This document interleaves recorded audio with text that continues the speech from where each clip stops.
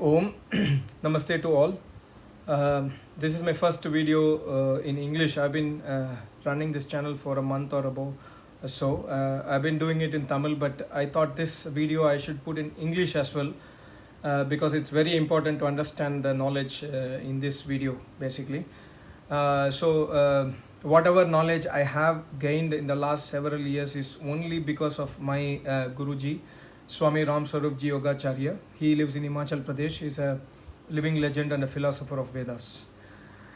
Okay, so the video is about why we should have a guru and what is the quality of a guru.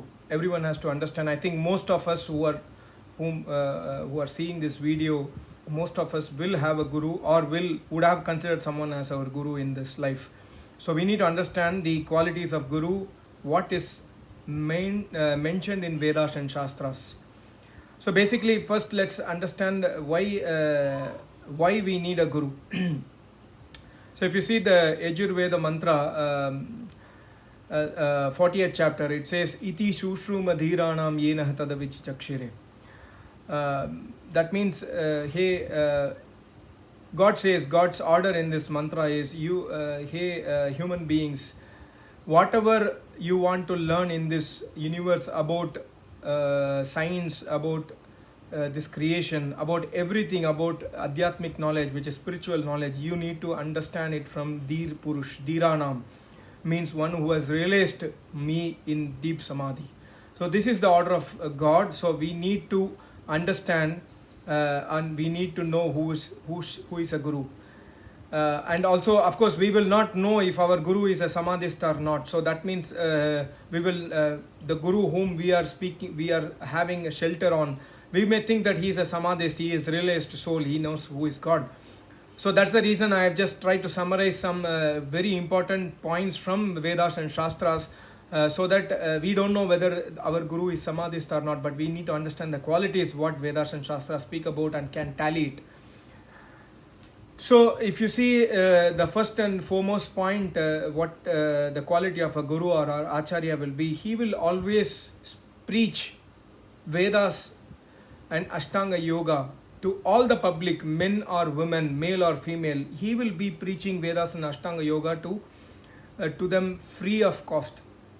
And he will not charge you go to your guru's ashram, he will not say that okay, for you to stay give us 5 rupees for meals, 100 rupees for staying one night, if it's 2 people it's 200 rupees. This kind of pamphlets or menu card he will not put. He will just be preaching Vedic knowledge. He will even not even care that who is sitting in front of him. He will know, of course, it is his shishya or not, but he will not care that is it a rich person or a poor person, is it Dalit. He will not see any caste system.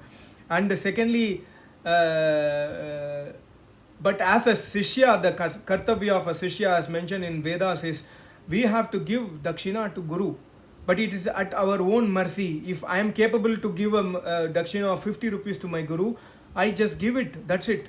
It is not that he demands me 50 rupees. He does not even know that who has given this 50 rupees. That will be his state of mind.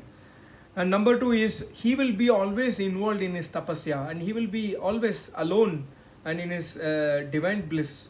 Tapasya means he will be in dhyan, he will be doing meditation, or he will be writing spiritual books for the welfare of public, or he will be doing yagyam tapaha. He will be doing yagya with the sangat, with the sishyas. That will be his state of mind. And he will be always speaking in every pravachan, or most of his pravachans on yagyas, he will always be preaching about this universe creation. If you take your guru, if you have a guru, you have to ask about how this universe gets created, scientific process, and your guru will be able to understand, explain you very clearly about this scientific knowledge. If that is not the case, as mentioned by Vyas Muni or Kapil Muni, Vyas Muni has very clearly mentioned, one who does not know how this universe gets created can never be a guru. Even Rigveda speaks about the same thing. Rigveda first mandala and 10th mandala speaks about creation, but first mandala speaks extensively about the quality of guru. And everything what I am mentioning here is from Rigveda or Upanishad, because Upanishad is speaking about Guru Shishya relationship and the knowledge of Guru, knowledge of what should be a kartavya of Shishya, etc. So the universe creation and scientific knowledge, technology, engineering, every knowledge available in this world, the Guru will be knowing, and he will be explaining about the same from Ved mantras. And and one more important thing which is we are seeing in YouTube today, there are so many gurus in YouTube, but everyone has their own business. A guru, important quality of a guru is he will not be indulged in doing any business. He will be a sannyasi if he is more than 50 years old. He will be a sannyasi, and he will be far away from doing any business. Even he will not take money for preaching. Then what to do? What to say about business? So if your guru is involved in a business, it's the right time to think about whether am I having a right guru or not. This is a quality mentioned by Manusmriti as well, that your guru will not be indulged in any business, and he will not be attached to any materialistic articles. He will not take a car and roam around the people that okay, I am going from Kashmir to Kanyakumari to spread some knowledge. He will not do these kind of acts, or he will not buy new models of cars or lavish ashrams, big lands. He will not have so many. He will not have any wealth on its name also. That should be the quality of a guru as per Vedas. And if you see, he will be doing yajna. He will be preaching yajna, the Vedic knowledge in yajna, and also he will be doing Vedic sanskars. I have put another video in Tamil about 16 Vedic sanskars and what are the significance of each sanskars. That means before the birth of a child until the death of that person, there are 16 sanskars that has to be done in this lifespan. And this knowledge, this guru will be giving, and he will be doing sanskars through the pious yajna and giving ashirvad or giving blessings to the shishyas or the sangat, whoever comes to him. And he will be a natural patriot, and he will always do the best to save this nation, and he will do at his best whatever whatever he is capable. Like he will write articles about how to like example, how to eradicate corona from this country, and he will be writing articles so that government politicians can read and then understand what is mentioned in Vedas about a ruler should do. So this kind of things. Otherwise, if he is young age, himself will be a patriot person. Himself will be in a government duty or in any other duty. He will be striving to bring up the nation in any means. That will be his one of the quality. And he will never get angry on any of the questions or any of the comments, critical comments posted by any person, even on his face.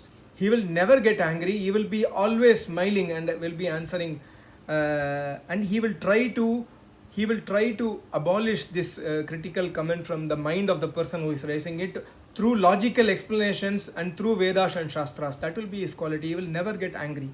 And he will not discriminate people. He will not see that okay, this person is a rich person, so he will sit near me. This person is a poor person, he will sit behind. This is a female, so they will be here next to me. He will never discriminate. He will be treating his shishyas and the public whoever comes to listen Vedas from him. He will treat everyone equal, and he will give equal love, equal knowledge to everyone. The only condition is our aspirant. Are we an aspirant? Are we eager to learn this knowledge? This is the only thing he will see. Otherwise, he will not see anything else. I'm saying he, but the guru can be she also. It can be he or she. Please forgive me. I'm just saying he just for it. But there are great gurus like Acharya Janak Guru was a female. So Acharya Gargi. So there will be it could be male or female, he or she. And a guru will not enter into political discussions, or he will not enter into discussion with movie stars on a public platform where people are clapping, whistling. He will not go into such places. In fact, guru will be always in his own residence. Or if a shishya goes with pleasing manner, please come to my home for a yajna, he will come. Otherwise, guru will be always in his residence, in his tapasya, as I told earlier. And a guru in his residence, in his ashram, in his speech, he will always tell to sangat or his shishya that you have to eat vegetarian food. You will have to be very neat, clean. You should avoid any non-vegetarian food in your life. And He will always strongly condemn the usage of non-vegetarian food, even in his writings or in his videos or in his articles or in his speeches. And he will be so balanced minded. A guru will be always balanced minded, as I told about the anger. Not only anger, he will not have any other even in a cold climate or in a hot climate, he is sitting in sun, he is sitting in rain, he will be so balanced minded. He will not demand anything from anyone. It is a duty of a disciple to take care of guru, but a guru does not care at all. He just be balanced minded at all situations. Even at the time of death of anyone, he will not even cry. He will understand that death is never happening to, it's just a jivatma going from one body to other body. He knows everything because he is realized soul.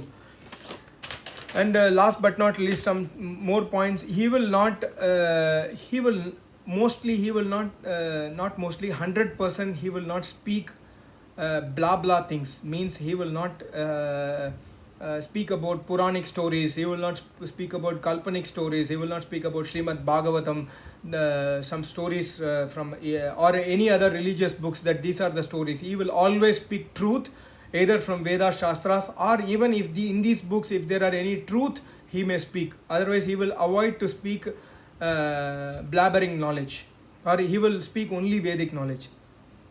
And he will always he will strive so hard to bring international brotherhood among the public. He will always, his speeches will always encourage people not to fight. Let us join hands together and go towards one omnipresent God.